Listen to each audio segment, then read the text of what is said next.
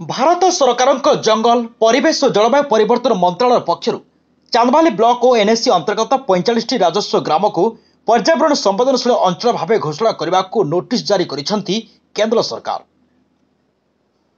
ए 45 ग्राम गुड़िक eco sensitive zone भाव में घोषणा हेले सेठारे कुटीर शिल्प उपर अंकुश लगिबा सहित नूतन रास्ता निर्माण, पुराना रास्ता को प्रशस्तीकरण, कोठाघर निर्माण, इटा भाटी, जालेनी काठ व्यवस्था, माटी खोलिबा, जमीर किसम परिवर्तन, चिंगुड़ी चाष, होटेल व्यवसाय, पर्यटन, विकासमूलक कार्यकलाप इत्यादि उपर अंकुश लगिबा सहित साधारण लोकंक जीवन शैली उपर यार अनेक प्रभाव पकाइब। तेरे जहाको नहीं चांदबाली अंचल लोक प्रतिनिधि, बुद्धिजीवी, मत्स्य चाषी, ग्रामवासी समेत सबु वर्ग में उद्वेग प्रकाश पाई। जंगल परिवेश और जलवायु परिवर्तन मंत्रालय नोटिफिकेशन विरुद्ध में चढ़दिया ग्राम में एक जनजागरण सम्मेलन अनुष्ठित हो जाइछि। एही सम्मेलन में सरकार नोटिफिकेशन रे स्थान पाई चांदबाली ब्लॉक 45 ग्राम जातीय उद्यान भितर कनिका ठारू 8 किलोमीटर 20 किलोमीटर दूरता थिया बेले एही ग्राम को संवेदनशील अंचल भाव घोषणा करिवार कौनसी यथार्थता नहीं। बुद्धिजीवी माने निजर मत प्रकाश करने सह ग्राम गुड़ी को नोटिफिकेशन रू बाद देवा उचित हेबो बोली मत प्रकाश करने सहित नदीकूल 4 ରୁ 5ଟି नदीकूल ग्रामवासी को कुंभीर आक्रमण सुरक्षा देवा दाबी होइछि। भारत सरकार जंगल परिवेश एवं जलवायु मंत्रालय गोटे विज्ञप्ति जारी करिसेंती गत जून 9 तारीख, जो चांदबाली ब्लॉक रो 45 राजस्व ग्राम को इको सेंसिटिव जोन बा पर्यावरण संवेदनशील अंचल भाव में घोषणा करने विज्ञप्ति जारी कर।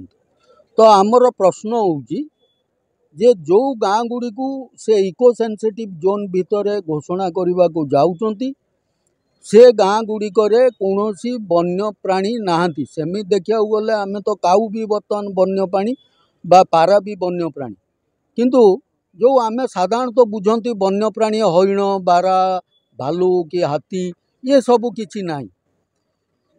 तेणु एठी इको सेंसिटिव जोन ना रे यही अंचल गुड़ा को पछुकू पेली दबा कौन यथार्थता ना। इको सेंसिटिव जोन हेले आमे कोठाघर भी करिपारिबु नहीं, माछ चाष करिपारिबु नहीं, कुटीर शिल्प करिपारिबु नहीं, नुआ रास्ता करिपारिबु नहीं, रास्ता प्रशस्तीकरण करिपारिबु नहीं, एमती बहु कथा साल टिओलटे मध्य बसई पारिबु नहीं।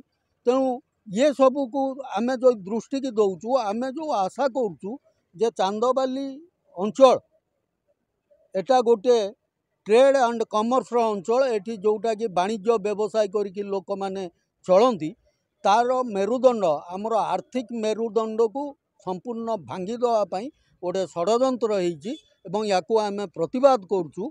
एवं याकू प्रतिवाद करने सहित आज प्रथम आमे चढ़दिया ग्राम पंचायत रु आज शुभारंभ कलु, जन जागरण आरंभ है एवं आगामी 8 तारीख भितर आमे मंत्रालय को आमर दाबी पत्र जनइबू एवं जनइबा परे सरकार जदि आम दाबी को ग्रहण करिकी न करिकी ना ग्रहण करिकी ये 45 ग्राम रु बाद दियंती ताल तो भल कथा।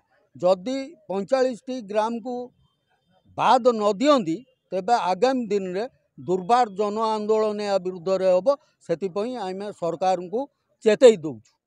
देखो भारत सरकार जो अभयारण्य भितरकनिका को संप्रसारित करने को चाहते से चांदबाली ब्लॉक 45 ग्राम को अंतर्भुक्त करछंती।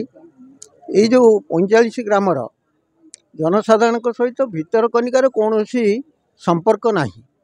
मझे विराट बैतरणी नदी प्रवाहित, नदीर सेपटे जार आम ठार दूरत्व अंतत 15 किलोमीटर 20 किलोमीटर ये अवस्था आम मान को लेकिन से संयोग करवा सरकार एक एटा मूर्खामी बोली कहीहब।